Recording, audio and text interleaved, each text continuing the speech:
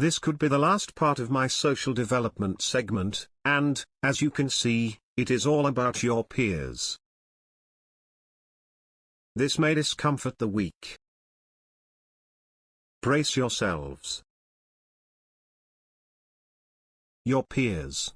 They may not seem like an important topic to talk about, but if you are not conscious of the mental responses your brain undergoes when you are consciously responding, your brain's memory can be affected negatively.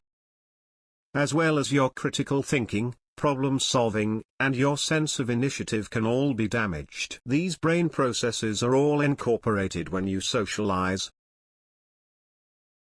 The reason why all of these functions of your brain are affected is because people sometimes tend to put too much love in their peers, saturating in the indulgence and reinforcing the neurological process that makes this happen via the reward system, another neurological construct in your brain. This can make us respond in ways that we shouldn't and never would have, if it weren't for a certain influence. I think it is a very destructive thing to remain in one peer group. It is even worse to confine yourself to it and consider yourself unable to join others. You are human, socialize like you are human, with other humans. I believe every single human being can socialize with another, even if the two are on opposite sides of the spectrum, as long as you are willing to jump through the hoops and hurdles of certain social constructs. Sometimes these hurdles are unbeknownst or cruel. If you experience cruelty, I advise that you consider it as ignorant actions. They don't know how to satisfy themselves or perceive life without destructive stimuli. They are unhappy, and will always need to center themselves or look for an indulgence to make them feel better, such as winning the argument, having the last word, or indulging in the space and time they will have without the person they just argued with. Any stimuli they begin with initially will not be enough to satisfy them unless they change their thought patterns. There will be moments of restlessness. People perceive peer groups as a group of people who have stuff in common.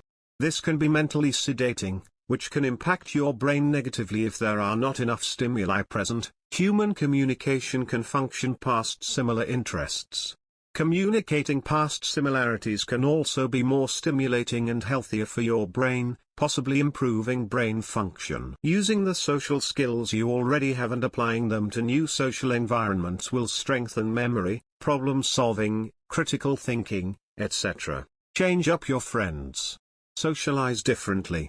Widen your perception with an open mind. I said I would talk about moving people around more and other concepts, but I don't think it is important to elaborate further anymore. Maybe a little. The focus should remain on the development of individual people and the creation of ideas that would improve society. As long as we drive our focus around the progression of the development of a group of individuals' development, even if it is in the direction that I have mentioned, by stripping people from where they were born, we should still be able to evolve in a way that is positive for everyone. In regards to that secret thing I said in one of my social segment videos, did you guys see that scene in Kenobi episode 6 when one eye went far to the right? What was that? A more important question is, what else has been affected by this mysterious method of communication? That mysterious form, that which causes alignment in women's menstrual cycles. Suck a duck till it's stuck, huh? What? What else you want me to say? Don't it all make sense already? We should move certain people around to create positive peer groups. If they don't want to move, appeal to them.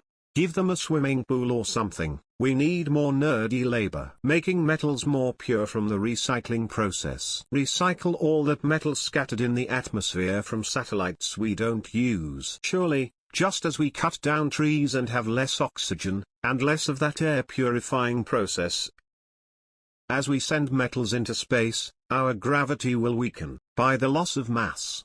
Especially mass as dense as metal, alloys. Our solar system needs an entirely new, reworked, state-of-the-art defense system, using the outer reaches of space as the grid. This grid will be made by killer new beacons that sense things coming from the farthest parts that our gravitational waves can take the new defense system.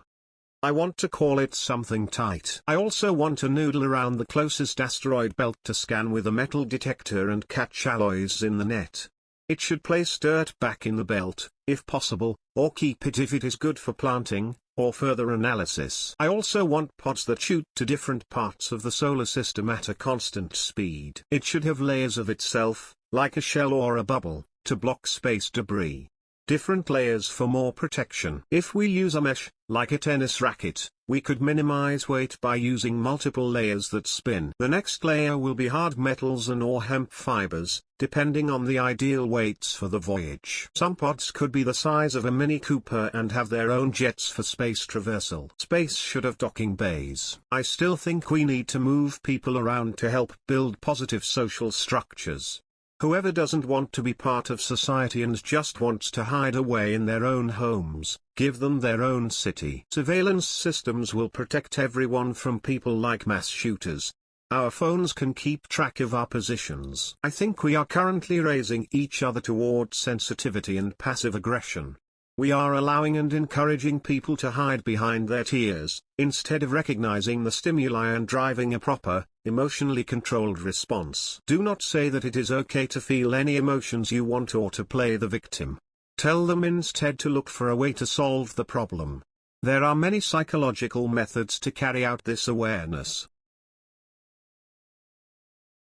I am certain that people have learned to use the form of communication that created alignment in women's menstrual cycles. We have been so ignorant for so long. We have said that it is due to a certain type of spiritual sensitivity, or even that the person is just an indigo child. But what is really happening is that people have learned to harness this method of communication. I think this is what it means to feel vibes, and when someone doesn't know how to control their power and uses it blindly,